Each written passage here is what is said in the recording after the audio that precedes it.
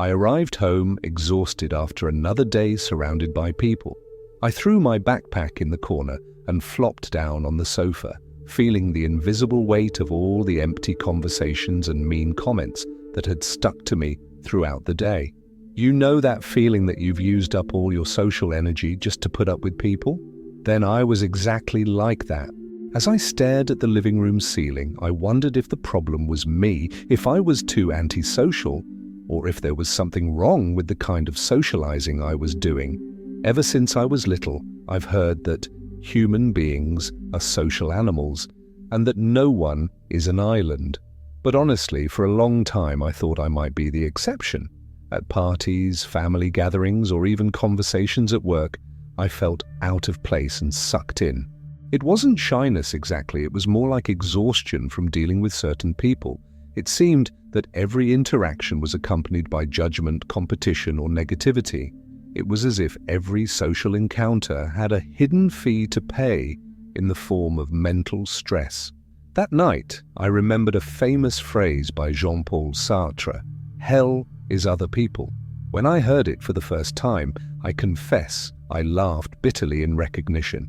Sartre may have written it in a specific context, but for me, it rang true. Being surrounded by toxic people was my own private hell. I even thought that I would be happier isolated in a remote cabin than exchanging forced smiles in daily social interaction. I looked at my cell phone beeping with notifications, messages from a group I was part of, more out of obligation than affinity. I read half a dozen of the indirection and unfunny jokes going on there, and only confirmed what I already felt. I hung up the phone. The last thing I wanted was more superficial contact that only served to remind me of how exhausting living together was. With a heavy sigh, I closed my eyes and wished, from the bottom of my heart, for peace. Maybe, I thought, the problem isn't social contact itself. Maybe it's the people I've been in contact with. That idea hit me hard. What if it wasn't me who was unsociable, but the toxic energy that some people bring? Why was it that with some rare people I could talk for hours without feeling drained, while with others, 5 minutes was enough to make me want to run away? This question kept echoing in my head. I remembered great conversations I'd had with an old friend in which I'd lost track of time, without that feeling of my guard being up. In contrast, I thought back to lunch at work that same day, colleagues spreading gossip, one of them viciously criticizing a friend who wasn't even there to defend himself, another competing to see who could tell the most impressive story. No wonder I went home feeling exhausted. I got up from the sofa, restless.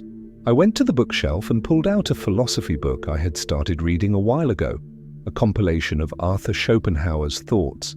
At the time I bought it, I must have been looking for some explanation for my social pessimism. I flipped through a few pages until I found an underlined passage. Schopenhauer, known for his pessimistic sarcasm, seemed to understand this fatigue of dealing with the world. He himself preferred the company of his poodle to that of other people, and never tired of pointing out the pettiness of human nature. Everyone by nature is full of demands on others and excuses for themselves, he used to say somewhere.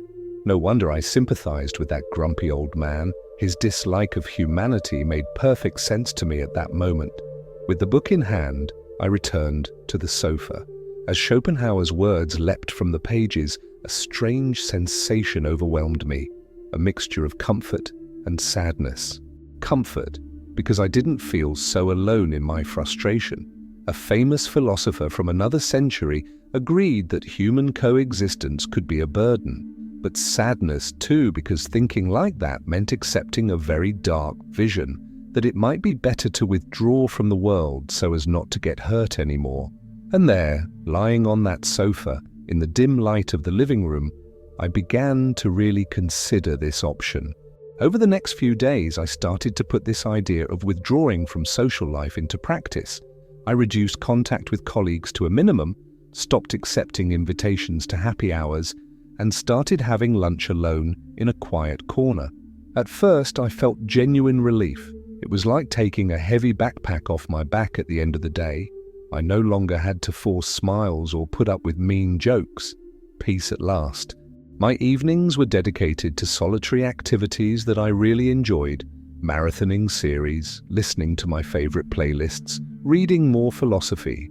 It was on one of these silent nights that I remembered a famous parable that Schopenhauer used to tell. He compared human relationships to the story of porcupines on a bitterly cold day. Freezing cold, the porcupines come together to share warmth. But when they get too close, they end up pricking themselves with their spines and hurting themselves. Frightened by the pain, they move away again, but then they feel cold again and try to get closer, repeating this back and forth until they find a safe distance, neither so close as to hurt themselves, nor so far away as to freeze. Schopenhauer used this fable to illustrate how we seek warmth in others, but are also hurt by being too close. In a way, I felt exactly like one of these porcupines. Far enough away not to be hurt by other people's thorns, but close enough, via social networks or sporadic contact, not to go mad with complete loneliness. I tried to keep a safe distance, neither absolute isolation nor suffocating intimacy. If someone at work came to gossip or spout negativity, I remembered the lesson of the porcupine and kept my thorns out in silent defense. An hum here, a nod there, and soon I would escape into my own orbit. At first it was great. I kept telling myself that popular saying, better alone than in bad company. It's not that I became a mountain hermit, but I definitely started to avoid any situation where my peace of mind was at risk. If there was an invitation from people I knew wouldn't be good for me, I'd make up some excuse. I started to say no much more easily, something unthinkable for me a few years ago when I accepted everything a bit automatically. One Saturday night, one of my best friends asked me out. He was always nice and our conversations were light, but I made up some excuse and turned him down. After I hung up, I wondered why I had said no to someone who had never hurt me. I realized that in my eagerness to avoid toxic people, I was avoiding everyone, including those who deserved my company. Despite this pang of conscience, I remained firm in my plan for refuge. After all, I argued to myself, even the most brilliant thinkers valued solitude. Schopenhauer himself once wrote that solitude is the lot of all exceptional spirits. I like that phrase. It was almost a poetic justification for my isolation. If I was lonely, maybe it was because I had an exceptional spirit. I laughed, a little ironically, thinking about it.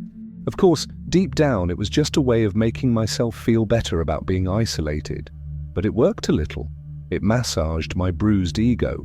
As the weeks went by, I noticed some changes in myself. My social anxiety decreased a lot. I no longer tensed up, waiting for the next pinprick or drama, because I simply cut those situations out of my life. I felt my mind calm down a lot, appreciating simple things like the silence of the house or the taste of unhurried coffee in the morning. It was as if I had cleared away the constant background noise. However, it wasn't all flowers in the land of voluntary solitude. On some evenings, especially Sunday evenings, a feeling of emptiness came over me. It was a kind of longing for something I didn't quite know what. I had peace, yes, but sometimes I missed hearing a laugh that wasn't that of a sitcom character, or sharing a random thought and getting a human response back, not just the echo of my own thoughts. I fought it, telling myself that it was just a matter of habit, that I would soon learn to be completely enough.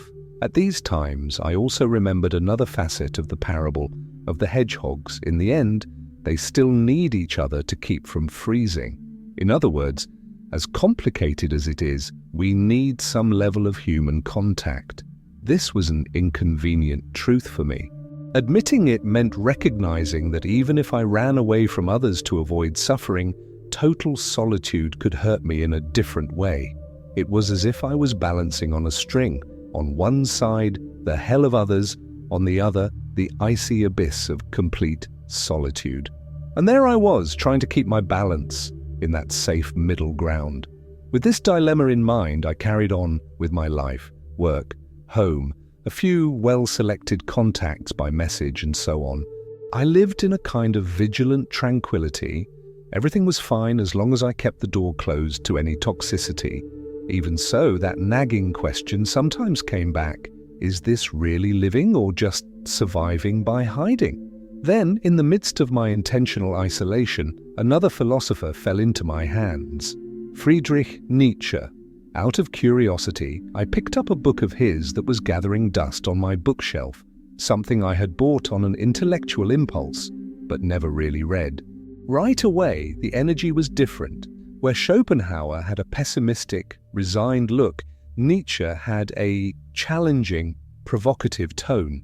Right from the first pages, I came across the famous maxim, "What doesn't kill me makes me stronger." It hit me hard. I kept repeating the phrase in my mind. If bad experiences didn't destroy me, they could somehow make me stronger. I began to look at my emotional scars differently. Instead of just lamenting the wounds caused by toxic people, I tried to see them as proof of resistance, marks of battles from which I came out alive. Nietzsche talked a lot about overcoming yourself and creating your own path instead of following the herd. And it was true, I had broken away from the toxic herd, but had I really overcome anything, or had I just run away? That question made me uneasy. I realized that deep down I still carried a lot of resentment and fear inside me. I avoided certain people, but their opinions and energy still affected me, even from a distance. It was as if I had given them power over me, defining what I did or didn't do, in this case, hiding. Nietzsche had a concept called resentment, that poison that we distill internally when we feel wronged but can't react. It hit me.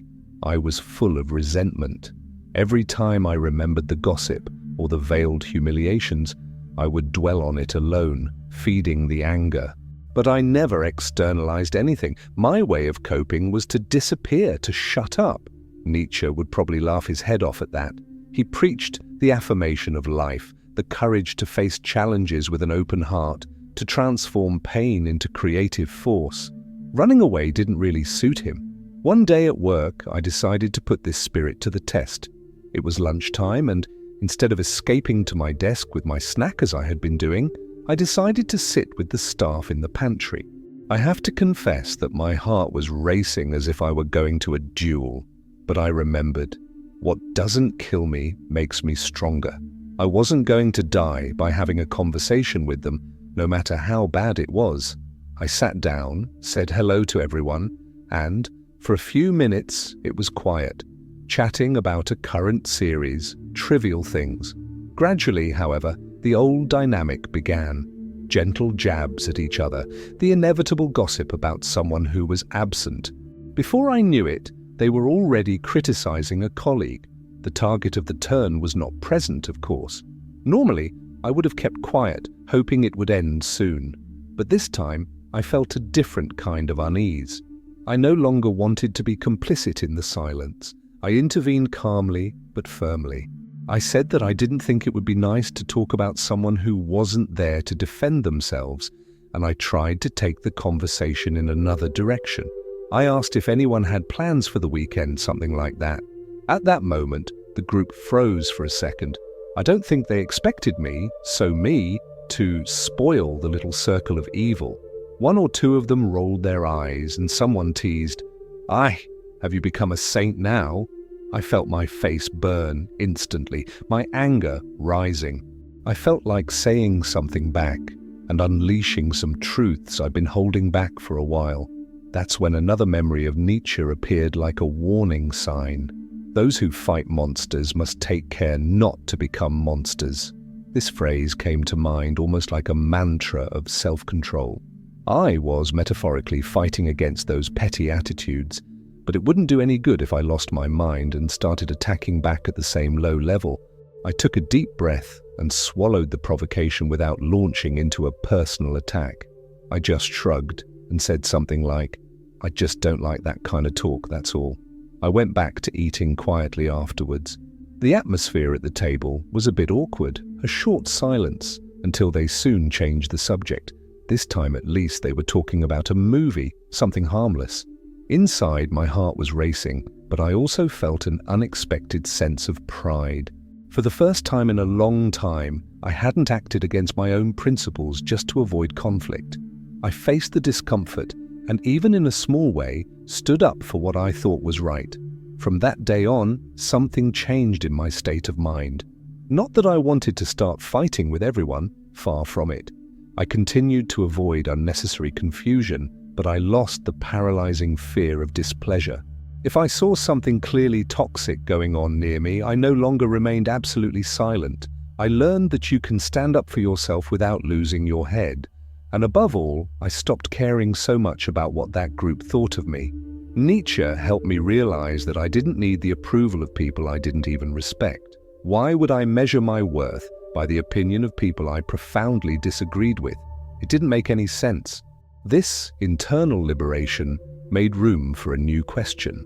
If I wasn't so scared or bitter anymore, could I ever connect with anyone in a healthy way again? I remembered my longtime friend, the one whose call I had refused weeks ago, and other good acquaintances with whom I had lost touch out of sheer seclusion. Maybe it was time to reconnect. With this idea in mind, and feeling that I had regained a piece of myself, I decided it was worth trying again. Maybe the problem wasn't social contact itself, but choosing who is worth connecting with. I kept my promise to try to reconnect. The following week, I picked up the phone and called that longtime friend of mine, the same one whose call I had turned down a while back. As soon as he picked up and heard my excited voice suggesting we meet up, I could feel the happy surprise on the other end. We arranged to have coffee late on a Saturday afternoon, in a quiet place we used to frequent years ago. When he arrived on Saturday, he smiled broadly and gave me a sincere hug. I confess that I hadn't felt that good feeling of a friendly hug without ulterior motives or tension for a long time. We sat down and started to catch up. I opened up about a lot of things. I said I'd been missing a bit because I needed some time to myself. I mentioned without much detail that I was tired of certain people and toxic situations. He listened carefully, without judging. Instead, he shared some of his own experiences. Everyone has had to deal with difficult people, right? He said that at work he also had some very negative colleagues and that this affected his mood, but that he tried to surround himself with the nicest colleagues to counterbalance it. As I listened, I kept thinking how comforting this honest exchange was. The conversation flowed lightly, full of laughter and good memories.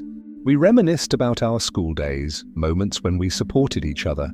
I realized that in 2 hours talking to a real friend, I felt refreshed, the opposite of the tiredness that used to overwhelm me after 15 minutes with toxic people. The difference was almost unbelievable. As I said goodbye to him that day, I felt genuine gratitude for having him in my life and for not having lost that friendship through my own negligence. He even made a point of saying, "Come over sometime, we'll do something with the good guys." I nodded positively, feeling that this time I would actually show up. On the way home, reflecting on that meeting, the truth hit home. The problem had never been social contact per se. The problem was who I was connecting with.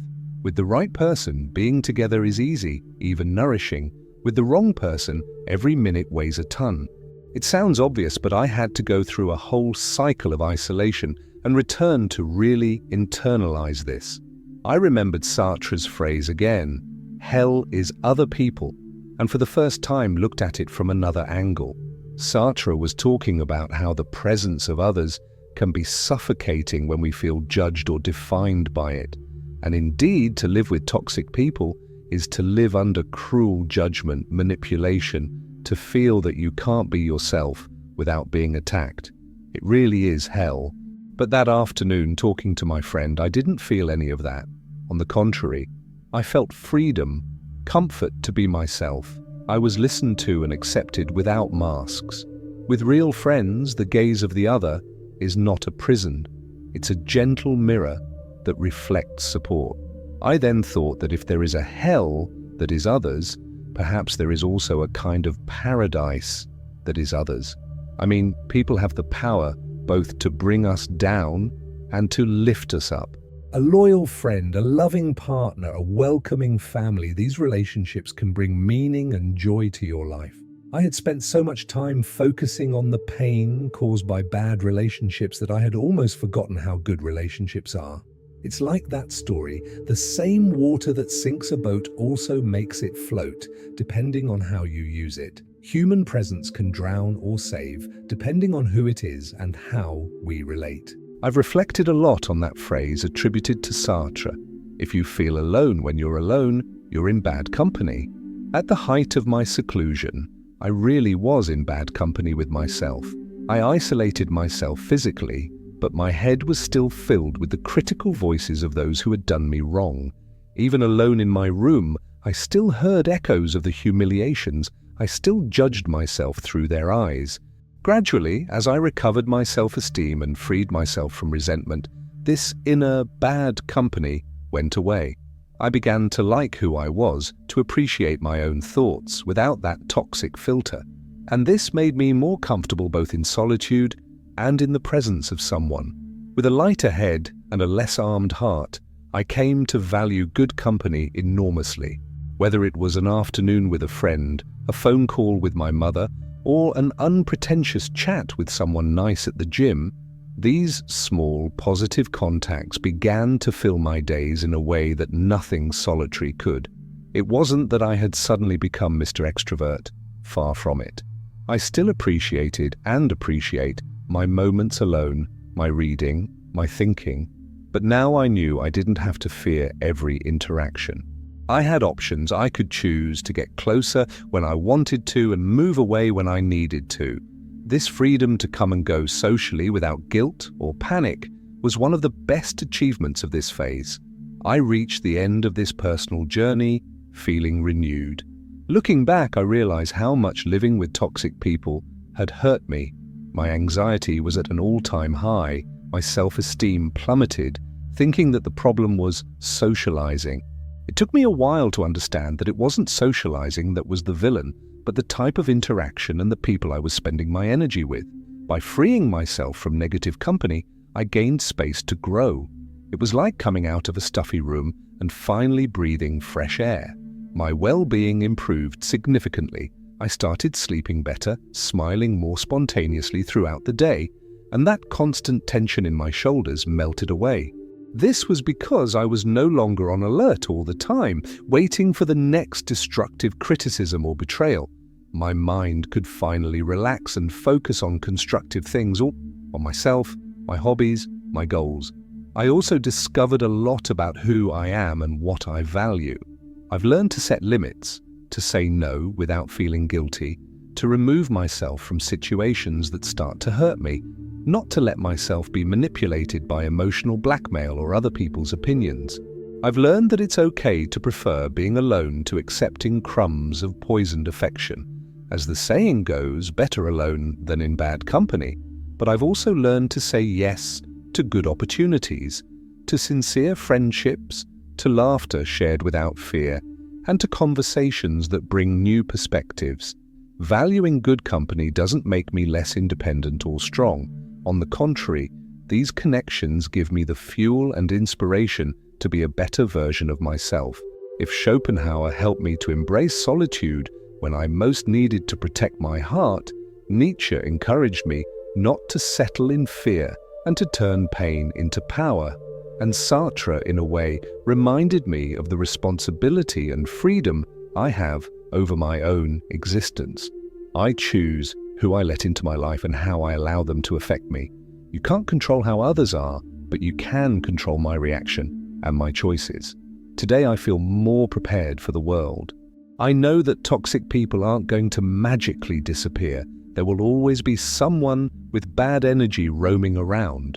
The difference is that now I don't have to carry them around with me. I can keep my distance, I can reject their influence, I can choose to focus on those who are good for me.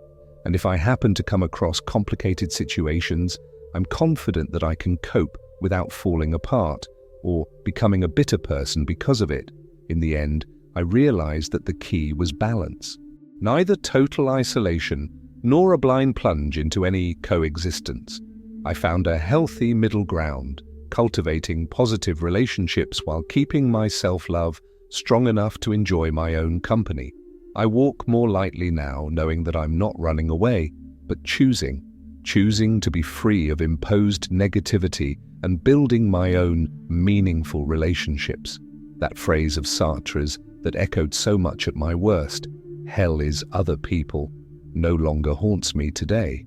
I understand what he meant, that we can live in hell if we give others, the wrong ones, all the power over us. But I have also seen that there is a way out of this hell. Instead of fearing everyone around me, I started to discern.